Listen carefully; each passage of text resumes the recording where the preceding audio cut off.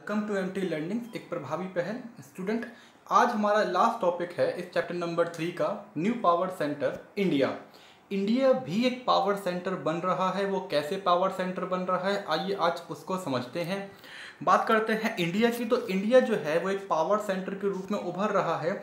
उसके समझने से पहले हमें ये जानना जरूरी है कि जियो पॉलिटिकल लोकेशन इंडिया की क्या है, इंडिया की पोजीशन कहाँ पर है और वो कैसे इमर्जिंग सेंटर के रूप में उभर रहा है। तो ध्यान से इस मैप को देखिए, ये है इंडिया की जियो पॉलिटिकल लोकेशन। इंडिया सेंटर में है, उसके राइट साइड में जो है ऑस्ट्रेलिया है, आसियान कंट्रीज़ हैं, और उसके लेफ्ट साइड में अगर देखा जाए तो वहाँ पर जो है अफ्रीकन कंट्रीज़ हैं। आपकी अकॉर्डिंग जो है ये साइड अलग अलग भी हो सकती है, ठीक है। और बीच में आता है इंडियन ओशियन। इंडियन ओशियन के अंदर इंडियन नेवी सबसे ताकतवर सेना है, यानी कि इंडियन नेवी का दबदबा है, और ये एक सबसे बड़ा बिजी रूट भी है, ट्रेड रूट भी है। तो इस ट्रेड रूट को मॉनिटर करने के लिए, एक सिक्योरिटी प्रोवाइड करने के लिए इंडियन नेवी यहाँ पर तत्पर है। और इंडियन नेवी के होते हुए यहाँ पर चाइना का दखल हो नहीं सकता है, और चाइना के जहाज भी यहाँ से बड़ी मात्रा में गुजरते हैं। इसीलिए जो है इंडिया अपने आप में एक बहुत ही इम्पोर्टेंट सेंटर बन चुका है। तो ये इंडिया की जियो पॉलिटिकल लोकेशन है जो इंडिया को बहुत ज़्यादा इम्पोर्टेंट बनाती है।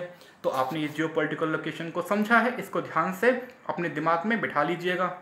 आगे बात करते हैं, तो वो कौन से 4 बड़े ऐसे इंपॉर्टेंट पॉइंट हैं जिसके ज़रिए हम ये समझ सकते हैं कि भारत जो है एक न्यू पावर सेंटर बन रहा है। तो वो कौन कौन से पॉइंट हैं, एक एक करके उस पर देखते हैं। पहला पॉइंट है इट्स पॉपुलेशन साइज, यानी कि भारत की जनसंख्या। भारत एक बहुत बड़ी जनसंख्या वाला देश है, और सवाल केवल जनसंख्या का नहीं है, ये भी देखा जा रहा है कि चाइना को भी जो है हम ओवरकम कर जाएंगे 2040 तक, यानी कि भारत जो है वो दुनिया में सबसे विशालकाय जनसंख्या वाला देश बन जाएगा। सेकेंड और इम्पोर्टेंट पॉइंट ये है कि despite the economic crisis the prospect of a long term growth are around 5 and 8%, यानी कि भारत के अंदर जो है ग्रोथ रेट ऊपर नीचे रही है, लेकिन कुल मिलाकर के देखा गया है कि एवरेज के तौर पर 5 से 8% की दर से 5 से 8% इंडिया ग्रोथ कर रहा है। और इंडिया की जो पॉपुलेशन है वो यंग पॉपुलेशन है, यानी कि 60% से ज़्यादा जो लोग हैं भारत के अंदर वो युवा हैं। और युवा लोग होने का मतलब ये है कि बड़ी मात्रा में इंडस्ट्रीज़ के अंदर और अलग अलग सेक्टर में जो है यूथ काम कर रहा है। यूरोप और अमेरिका की पॉपुलेशन जो है वो ओल्डर हो रही है, और भारत की पॉपुलेशन तेज़ी से यूथ ब्रिगेड के रूप में काम कर रही है। तो आप समझ सकते हैं कि इंडिया जो है हर सेक्टर में धीरे धीरे ग्रो कर रहा है। तीसरा पॉइंट जो है वो due to increasing foreign exchange reserve and greater global participation integration, India will acquire a greater stake in its own global power. तो अंतर्राष्ट्रीय स्तर पर जो है भारत का फॉरेन एक्सचेंज लगातार बढ़ता जा रहा है। इंडिया जो है वो एक्सपोर्ट भी कर रहा है और इंपोर्ट भी कर रहा है, ठीक है, दोनों ही हो रहा है।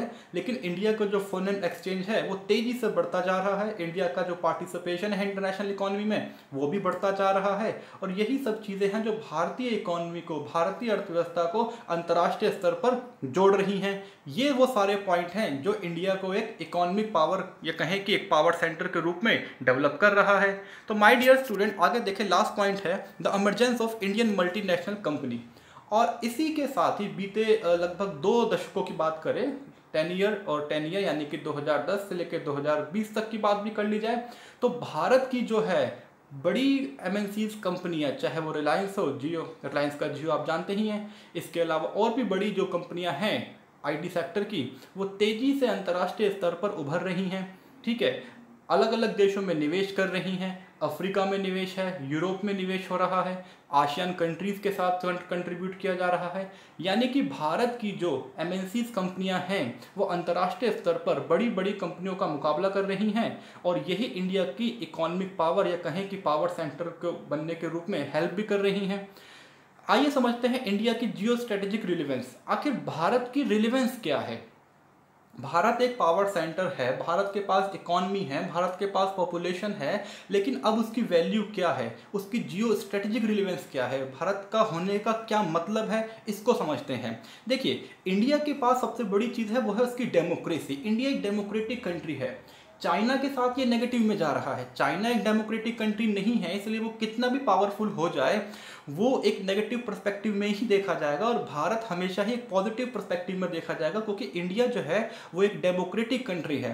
इंडिया इकोनॉमिकली वायबल है, मिलिटरीली सुपीरियर हो रहा है, टेक्नोलॉजिकली ग्रो कर रहा है और पॉलिटिकली प्रोस्पीरियस हो रहा है। यानी कि भारत लगातार हर एक क्षेत्र में तेजी से आगे बढ़ रहा है। भारत की जनसंख्या तेजी से बढ़ रही है और वो कंट्रोल भी हो रही है। एक लेवल पर आकर के भारत की जो पॉपुलेशन ग्रोथ है वो भी स्टीडी हो रही है, यानी कि स्थिरता की तरफ वो भी बढ़ रही है। बड़ी मात्रा में जो जनसंख्या है उसके अंदर यूथ है, युवा ब्रिगेड उसमें शामिल है, और वो ही युवा ब्रिगेड जो है भारत को हर मोर्चे पर कामयाबी दिला रही है, चाहे वो अर्थव्यवस्था हो, सैन्य हो या फिर टेक्नोलॉजी कैपेबिलिटी हो। ठीक है, ये है भारत का ट्रेड रूट। भारत के ट्रेड रूट को समझना बहुत ज़रूरी है। इंडियन ओशियन के जरिए ये पूरे एशिया का ट्रेड रूट है, जहाँ पर ये इंडिया की वैल्यू को, इंडिया की जो है लोकेशन को डिस्क्राइब कर रहा है। पिछले मैप में हमने देखा था इंडिया की जियोपॉलिटिकल लोकेशन। इस मैप के जरिए समझिए कि भारत के किस प्रकार से जो है ट्रेड रूट निकल के सामने आ रहा है, और चाइना से जो भी ट्रेड हो रहा है अफ्रीका की तरफ और मिडिल ईस्ट कंट्री की तरफ, वो इंडिया के पास से होता हुआ गुजर रहा है। और इंडियन ओशियन के अंदर इंडियन नेवी की जो कैपेबिलिटी है वो बहुत ही तेज़ी से बढ़ रही है। उसकी बहुत ही स्ट्रॉन्ग नेवी है, उसका जो रीचिंग है वो बहुत दूर तक है। तो आप समझ सकते हैं कि इंडिया कितना ज़्यादा वैल्यूएबल हो रहा है, और चाइना के लिए एक बड़ा चैलेंज के रूप में भी इंडिया काम कर रहा है। कम से कम इंडियन ओशन में तो ऐसा ही देखने को मिल रहा है। आप इस मैप को बहुत ध्यान से जो है फोटो क्लिक करके बहुत बारीकी से समझिएगा। आगे बात करते हैं इकोनॉमिक और टेक्नोलॉजी पावर। इंडिया की जो है इकोनॉमिक और टेक्नोलॉजी पावर किस तरीके से बढ़ रही है, वो तो बढ़ ही रही है, लगातार हमको दिख भी रहा है। One of the fundamental requirement of the any state is to achieve a self sufficiency in a food production. सबसे पहले बात की जाए तो फूड प्रोडक्शन की। देखिए, जैसा कि हम जानते हैं कि शुरुआती दौर में जो है भारत फूड के मामले में या खाद्य मामले में सेल्फ सफिशिएंट नहीं था।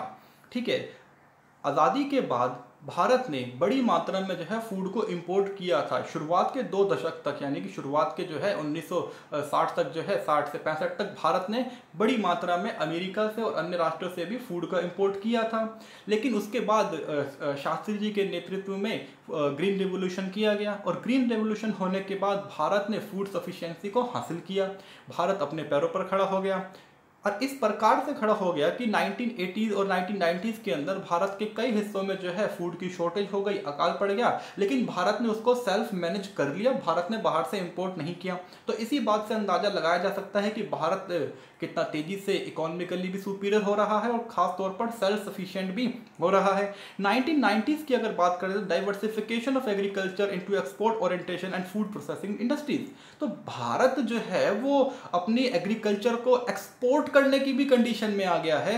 भारत जो है फूड प्रोसेसिंग इंडस्ट्रीज भी जो है उसके जरिए एक्सपोर्ट कर रहा है, यानी कि सामान बाहर बेच रहा है। तो आप समझ सकते हैं कि एक दौर में हम सेल्फ सफिशिएंट नहीं थे और आज के दौर में हम एक्सपोर्ट भी कर रहे हैं।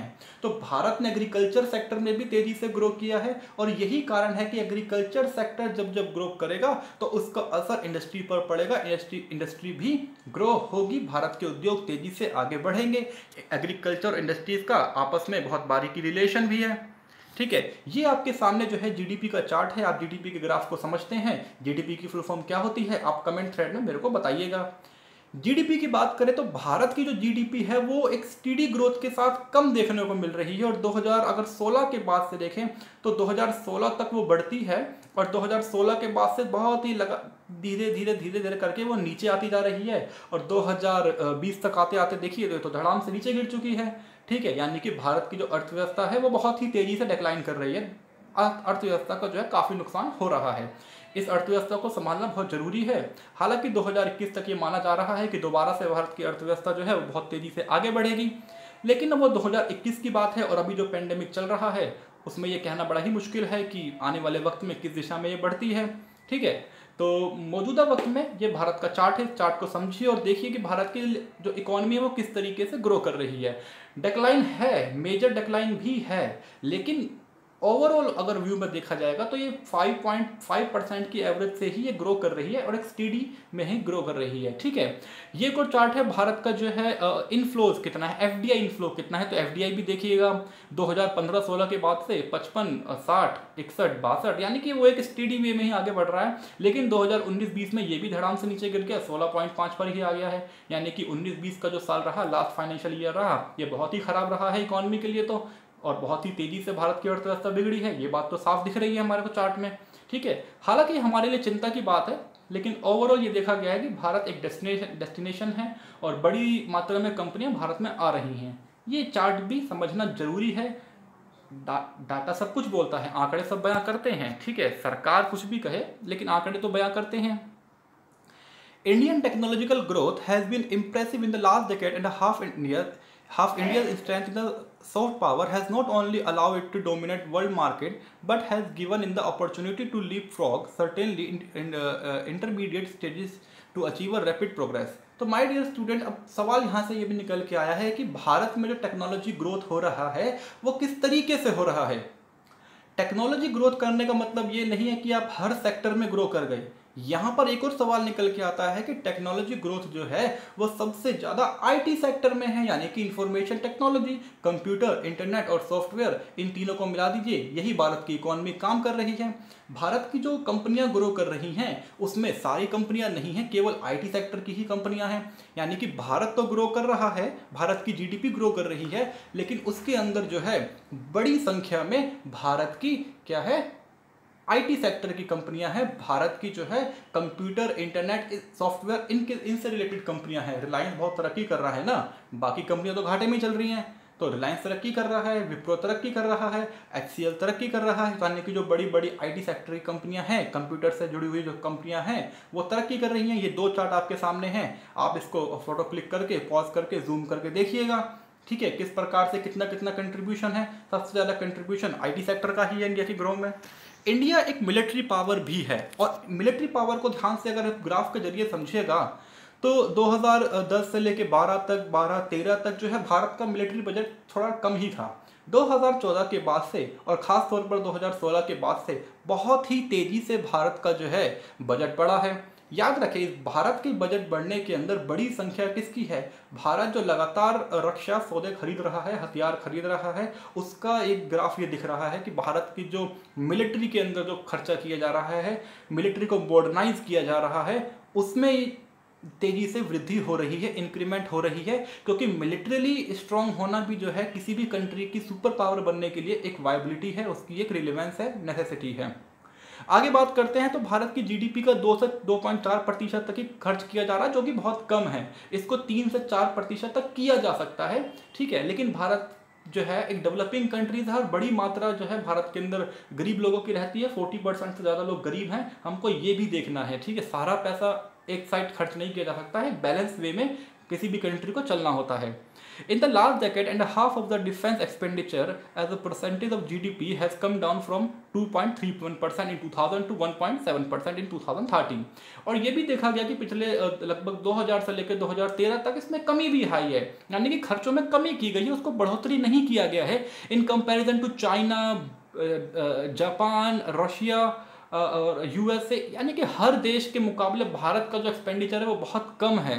Pakistan spent of 6.5% of GDP on defence as compare to India 1.79%। तो पाकिस्तान भी हमसे ज़्यादा रुपया खर्च कर रहा है अपनी सेना के ऊपर एज कंपेयर टू इंडिया, तो 1.79% इंडिया खर्च कर रहा है। तो आप समझिए कि माय डियर स्टूडेंट कि इंडिया जो है वो मिलिटरली हमें स्ट्रॉन्ग बनना है, लेकिन मौजूदा कंडीशन हमारी क्या है। खैर, मौजूदा कंडीशन यह है कि भारत जो है पिछले 2018, 19 और 20 के दरमियान जो है यानी कि 2016 के बाद भारत तेजी से एक मिलिट्री खर्च भारत ने बढ़ाया है और मिलिट्री पावर भारत बन रहा है। मिलिट्री मोबिलाइजेशन भी बहुत बड़ा है 2016 के बाद से। मिलिट्री मोबिलाइजेशन क्या होता है मुझे बताइएगा। Stephen P Cohen analysis India's low spending offset by certain advantage. Stephen P Cohen कहते हैं कि भारत जो है अगर कम खर्चा कर रहा है तो इसका भी एडवांटेज है। एडवांटेज क्या है कि अगर कम खर्चा करने के बाद आपको अच्छा आउटपुट मिल रहा है तो ये एक एडवांटेज ही हुआ ना। तो आइए समझते हैं जरा इनका एनालिसिस को, ये क्या कहते हैं। The low wages and generally high quality of Indian arm forces magnify the effect of India's mere 14 billion 1998 to defence spending. यानी कि भारत में जो है 40 बिलियन के करीब भारत एक्सपेंड कर रहा है और उसका जो असर है वो बहुत ज़्यादा है, यानी कि कम तनख्वाह देकर के आपको ज़्यादा आउटपुट मिल रहा है। Indian arm force are large, भारत एक बहुत बड़ी सेना है। If one were to add the considerably large paramilitary forces it would put the total at nearly 2 million. भारत लगभग 20 लाख के करीब जो है पैरामिलिट्री को मिला दिया जाए तो 20 लाख की बहुत बड़ी सेना है जो लगभग चाइना के बराबर ही है।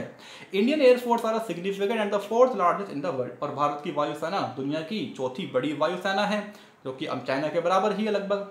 इंडियन नेवी भी चाइना से कम्पीट कर रही है, यानी कि भारत जो है वो हर मुकाबले में चाइना को कम्पीट कर रहा है। और एक्सपेंडिचर को देखा जाए तो वो बहुत कम है, यानी कि कम पैसों में आप चाइना से कम्पीट कर रहे हैं, तो ये तो बहुत बड़ी बात हो गई। ये तो भारत के लिए बेनिफिट हो गया। तो भारत जो है वो एक सुपर पावर बन रहा है और उसी के मुकाबले भारत जो है अपने एक्सपेंडिचर को भी बैलेंस कर रहा है, यानी कि कम खर्चों में कैसे ज़्यादा आउटपुट निकाला जाए, कैसे जो है सेना को आगे बढ़ाया जाए, तो भारत ये बखूबी जानता भी है। और भारत एक डेवलपिंग कंट्री है और भारत के लिए जरूरी भी है कि कम खर्चे में ज़्यादा आउटपुट निकाला जाए। तो भारत कहीं ना कहीं एडवांटेज में ही है और भारत एक सुपर पावर बनने की दिशा में आगे बढ़ ही रहा है। आगे बात करते हैं न्यूक्लियर कैपेबिलिटी की। तो भारत एक परमाणु शक्ति भी है और इंडिया की जो न्यूक्लियर कैपेबिलिटी है, न्यूक्लियर जो पावर है, टेक्नोलॉजी है, ये भी भारत को जो है एक वायबल कंट्री बनाती है, एक सुपर पावर के रूप में प्रेजेंट करती है। तो इसकी शुरुआत कैसे हुई जरा उसको देखते हैं। भारत के अंदर जो न्यूक्लियर हथियार है वो होमी भाभा के जरिए आया था, यानी कि होमी भाभा साइंटिस्ट थे, उन्होंने जो है इसकी शुरुआत करी थी। उन्होंने जो है सरकार से आग्रह किया कि भारत को जो है एक न्यूक्लियर सेक्टर के रूप में डेवलप होना चाहिए। भारत के पहले प्रधानमंत्री जवाहरलाल नेहरू ने जो है उनका एक एम्बिशियस प्रोग्राम था, nuclear programme, to boost the country's prestige and self reliance. तो भारत जो है परमाणु ऊर्जा के रूप में जो है प्रतिष्ठा प्राप्त करे, सेल्फ रिलायंस प्राप्त करे और दुनिया में एक ताकतवर देश के रूप में उभरे। ठीक है, वो एक साइंटिफिक पर्सन थे जवाहरलाल नेहरू, उनकी दिशा थी, उन्होंने काम किया है और होमी भाभा को जिम्मेदारी दी गई और होमी भाभा ने आगे चल करके काम किया है। Many politicians oppose nuclear weapons both of economic and moral reason। कई सारे नेताओं ने ये विरोध किया कि भारत को अभी परमाणु शक्ति नहीं बनना चाहिए। कई सारे नेताओं ने इसका पक्ष भी किया। कुल मिलाकर के ये तय किया गया कि कुल मिलाकर के कि भारत जो है वो एनपीटी पर साइन नहीं करेगा, यानी कि एनपीटी तैयार किया गया था। उस दौर में आप जानते हैं कोल्ड वॉर चल रहा था और कोल्ड वॉर को लेकर के अंतर्राष्ट्रीय स्तर पर क्या हो रहा था, एक प्रकार की जो है यूएसए और यूएसएसआर के बीच में कोल्ड वॉर हो रहा था, डिसआर्मामेंट हो रहा था। तो उसी डिसआर्मामेंट के बीच में न्यूक्लियर पावर को लेकर के एक नॉन प्रोलिफरेशन की बात की गई कि भैया बहुत परमाणु हथियार हो गए हैं, इसको कम किया जाए, डिसआर्मामेंट किया जाए। तो भारत ने ये कहा कि जब तक आप डिसआर्मामेंट नहीं करेंगे पूरे तरीके से तो भारत इसके ऊपर साइन नहीं कर सकता है। इंडिया ने नहीं किया साइन फाइनली और इंडिया जो है वो अपने प्रोग्राम की तरफ आगे बढ़ गया। 1964 में, जैसा कि आप जानते हैं 1974 में इंदिरा गांधी के टाइम पर भारत के अंदर परमाणु जो है एक्सप्लोजन किया गया था। तो प्राइम मिनिस्टर लाल बहादुर शास्त्री जवाहरलाल नेहरू के बाद आते हैं और उन्होंने जो है अलाउ किया theoretically subterranean nuclear explosion for a peaceful purpose. तो पीसफुल पर्पस के लिए जो है भारत काम करेगा और नवंबर 1964 में ये काम शुरू हो गया।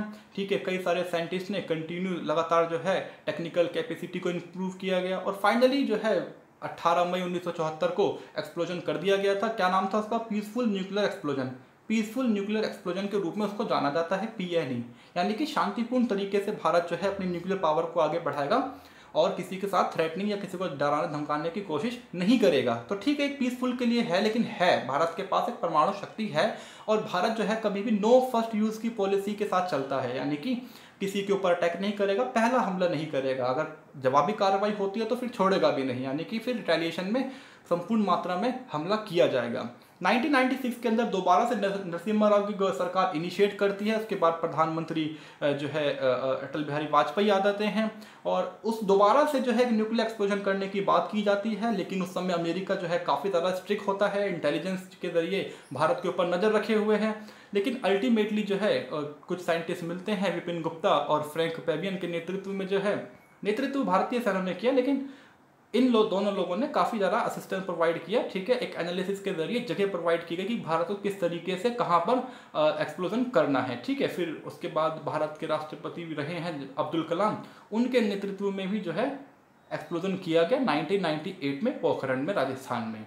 तो ये दर्शाता है कि भारत की कैपेबिलिटी कितनी ज़्यादा है, भारत की न्यूक्लियर पावर कितनी स्ट्रांग है, भारत एक सुपर पावर के रूप में आगे बढ़ रहा है। इसी के साथ ही न्यू पावर सेंटर का चैप्टर हमारा कंप्लीट होता है। इसकी सारी वीडियो अपलोड कर दी गई हैं, चाइना की, इजराइल की, रशिया की। आप ज़रूर देखिए, आसियान, ब्रिक्स और सार्क, ठीक है, यूरोपियन यूनियन, इन सब के बारे में आप हर एक वीडियो को देखिए। वीडियो को लाइक कीजिए, शेयर कीजिए। अगली वीडियो में मिलते हैं अगले चैप्टर के साथ। थैंक यू सो मच हमारे साथ जुड़ने के लिए। चैनल को सब्सक्राइब करें, वीडियो को लाइक करें। Thank you so much.